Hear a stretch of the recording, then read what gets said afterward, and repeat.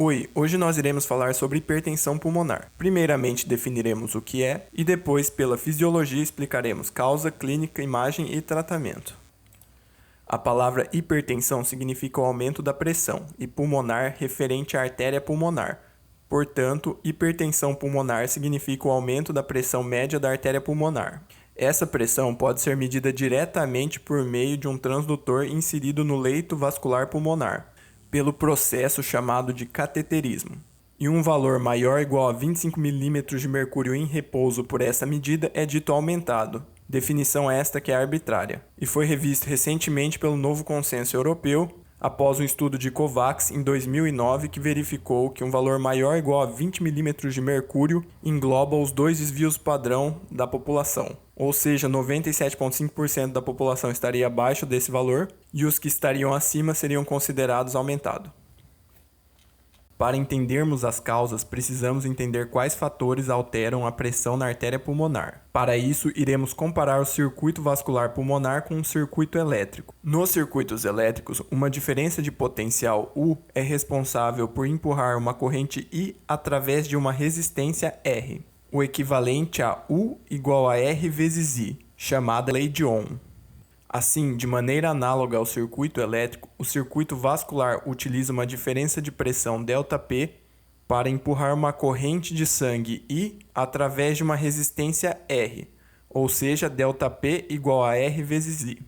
No caso do estado estacionário, o lado esquerdo do coração bombeia o mesmo tanto que o lado direito. Assim, a corrente de sangue bombeada é igual ao débito cardíaco, e a diferença de pressão na artéria pulmonar é a pressão média da artéria pulmonar menos a pressão pós-capilar.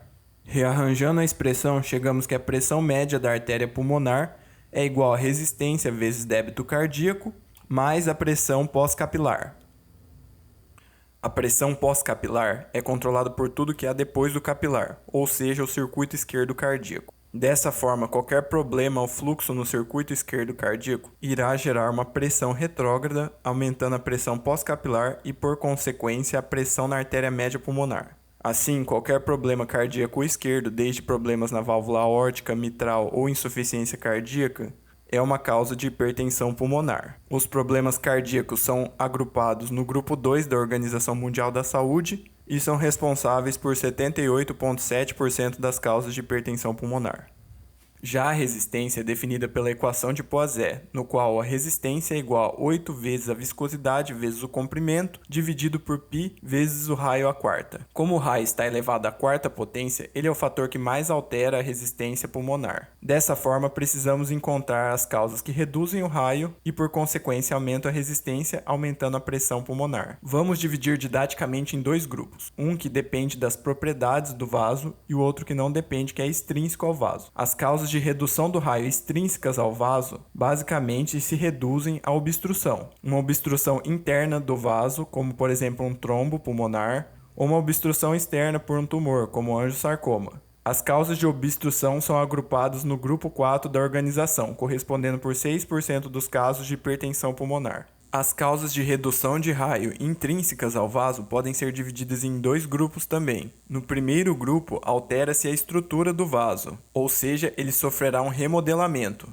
O principal fator de remodelamento é o TGF-beta, que estimula a via SMAD-STAT3 nas células de musculatura lisa. Essa via vai fazer duas coisas. A primeira é a produção de colágeno e, por consequência, fibrose, e a segunda é a ativação da ciclina D. A ciclina D se liga a outras moléculas, como CDK4 e 6, promovendo a fosforilação do fator Rb, que irá liberar o fator E2F no ciclo celular. O fator E2F irá transcrever várias subunidades da DNA polimerase e, portanto, aumentará a proliferação celular, pela passagem da fase G1 para S no ciclo celular.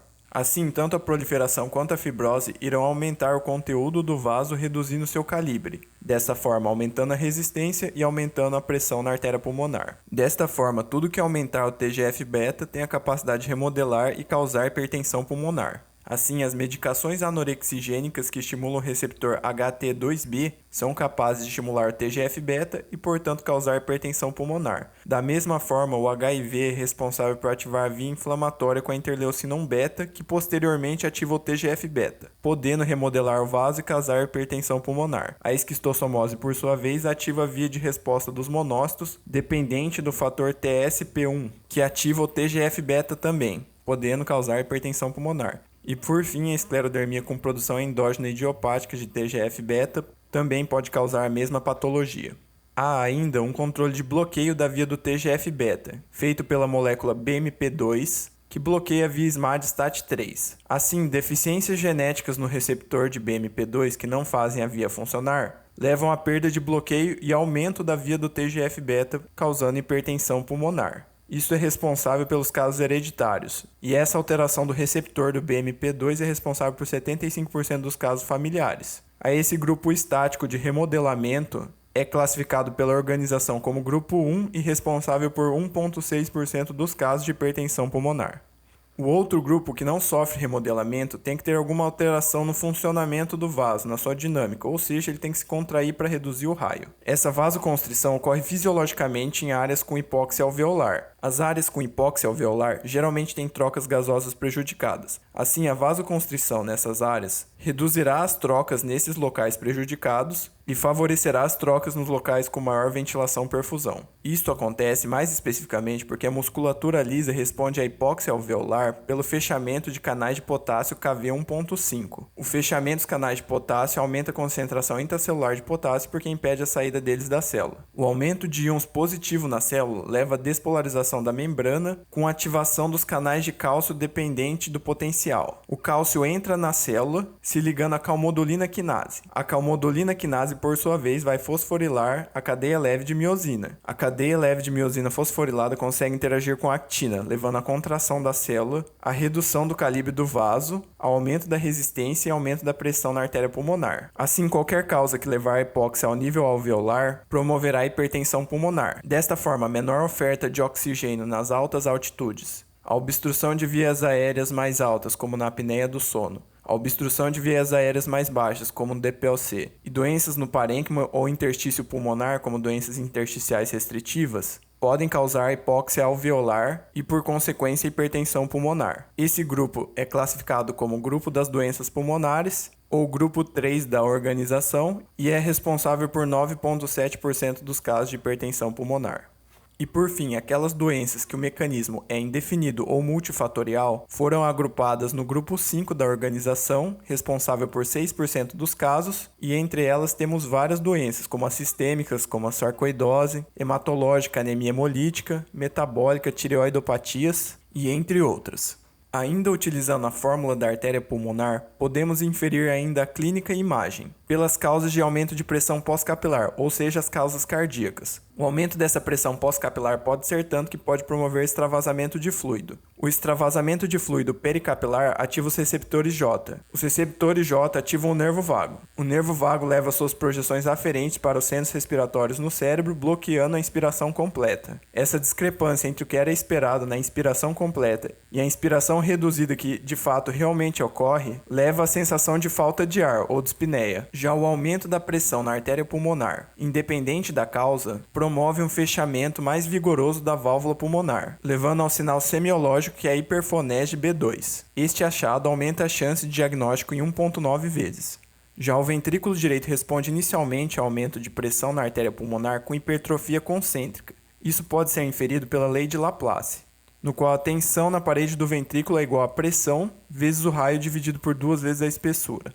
Para que a tensão se mantenha constante, é necessário que se reduza o raio ou aumente a espessura. Isso pode ser conseguido pela hipertrofia concêntrica, que altera os dois fatores. Assim, essa é a resposta fisiológica inicial ao aumento de pressão na artéria pulmonar. Eventualmente, esse ventrículo não vai aguentar, vai acabar cedendo na dilatação. Uma vez que ele dilata, o ânulo da válvula tricúspide também pode dilatar, promovendo assim fluxo retrógrado. No caso, isso pode gerar na ausculta regurgitação tricúspide. A falência do ventrículo direito também promove pressão retrógrada em todo o sistema que está anterior a ele. Isso inclui aumento da turgência jugular e hepatomegalia.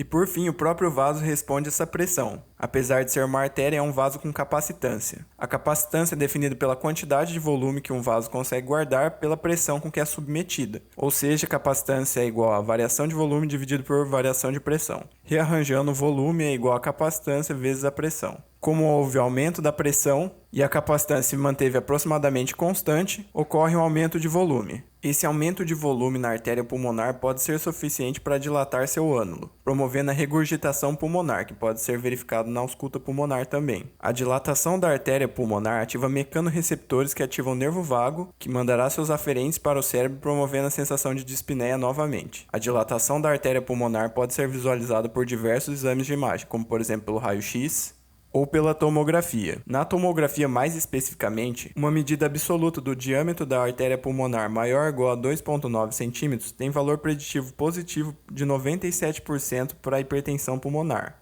E, se comparado com a aorta, que era para ter um diâmetro maior, o diâmetro da artéria pulmonar dividido pelo diâmetro da aorta for maior ou igual a 1, o valor preditivo positivo é de 96% para o diagnóstico. Esta artéria dilatada ainda pode comprimir estruturas que estão em volta dela. Uma delas é a artéria coronária esquerda principal. A compressão da artéria coronária esquerda principal leva a um quadro de isquemia. A isquemia do miocárdio se apresenta como um quadro de dor torácica ou angina. Outra estrutura que ela pode comprimir é o nervo laríngeo recorrente, que passa entre a estrutura do arco aórtico e a artéria pulmonar. Como o nervo laríngeo recorrente é responsável pelo funcionamento das cordas vocais, a compressão do nervo laríngeo recorrente leva a um quadro de rouquidão, também conhecido como síndrome de Ortner.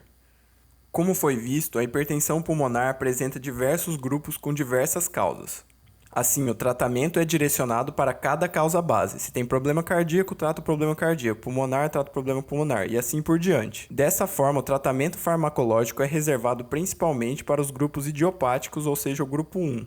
O tratamento farmacológico, então, se baseia em imitar a resposta de dilatação dos vasos pulmonares, nos locais poupados de remodelamento. A contração e relaxamento funciona da seguinte forma. Se a cadeia leve da miosina tem um grupo fosfato, ela consegue interagir com a actina e contrai o vaso. Se ela não tem o grupo fosfato, ela não consegue interagir e o vaso dilata. Primeiro, a via do cálcio. Os canais de cálcio do tipo L permitem a entrada de cálcio na célula. O cálcio se liga à calmodulina quinase. A calmodulina quinase, por sua vez, irá ativar a quinase da cadeia leve de miosina. E a quinase da cadeia leve de miosina irá fosforilar a cadeia leve de miosina, dessa forma permitindo a contração da célula. Então, as medicações que atuarem no bloqueio dos canais de cálcio favorecem a cadeia leve de miosina a ficar sem a fosforilação e, portanto, atingir o relaxamento. Então, uma das linhas de tratamento são os bloqueadores de canais de cálcio. Uma outra via é a via do óxido nítrico. O óxido nítrico produzido pelas células endoteliais se difunde para as células da camada muscular lisa. Na camada muscular lisa, ele estimula a guanililciclase. A guanililciclase vai converter GTP em GMP cíclico. O GMP cíclico vai estimular a proteína quinase G. O PKG vai estimular as fosfatases que vão arrancar o grupo fosfato da cadeia leve de miosina, promovendo o relaxamento da musculatura lisa. Assim, qualquer medicação que estimula essa via vai promover a dilatação. Entre as medicações tem aquelas que aumentam a quantidade de GMP cíclico. Elas fazem isso, na verdade, por reduzir a conversão de GMP cíclico em GMP pela fosfodiesterase do tipo 5. Então, os inibidores de fosfodiesterase tipo 5 estimulam a vasodilatação. Entre eles tem a sildenafila e a tadalafila. Há ainda também os estimuladores de guanililciclase. Entre eles está a medicação riociguat, utilizada no tratamento da hipertensão pulmonar. Há ainda a via da endotelina do tipo 1. A endotelina do tipo 1 se liga aos seus receptores, ETA e B, que ativam a proteína GQ que irá liberar cálcio na célula. O cálcio vai seguir o mesmo caminho, ou seja, irá ativar a calmodulina quinase, que irá ativar a quinase da cadeia leve de miosina, que irá fosforilar a cadeia leve de miosina, permitindo a contração. Assim, se essa via é uma via de contração, as medicações que bloquearem essa via irão promover a vasodilatação e, portanto, servirão para o tratamento de hipertensão pulmonar. Entre elas temos a bozentana e a ambrizentana. E por fim, a via da prostaciclina I2. A prostaciclina I2 se liga ao receptor GS. O receptor GS ativa a adenilciclase, que vai converter AMP em AMP cíclico. O AMP cíclico, por sua vez, vai ativar a proteína quinase do tipo A, e a proteína quinase do tipo A irá bloquear a quinase da cadeia leve de miosina, ou seja, vai favorecer a cadeia leve de miosina a ficar sem o grupo fosfato e, portanto, ficar relaxada. As medicações, então, que estimulam essa via são medicações que irão promover a vasodilatação e, portanto, servirão para o tratamento de hipertensão pulmonar. Entre elas, temos os análogos de prostaciclina, os prostanoides, epoprostenol, iloprost, e os não prostanoides que estimulam a mesma via, como o Selexipag. E então é isso, esse é o grande esquema, espero que tenham gostado, questionem tudo, um grande abraço e até a próxima.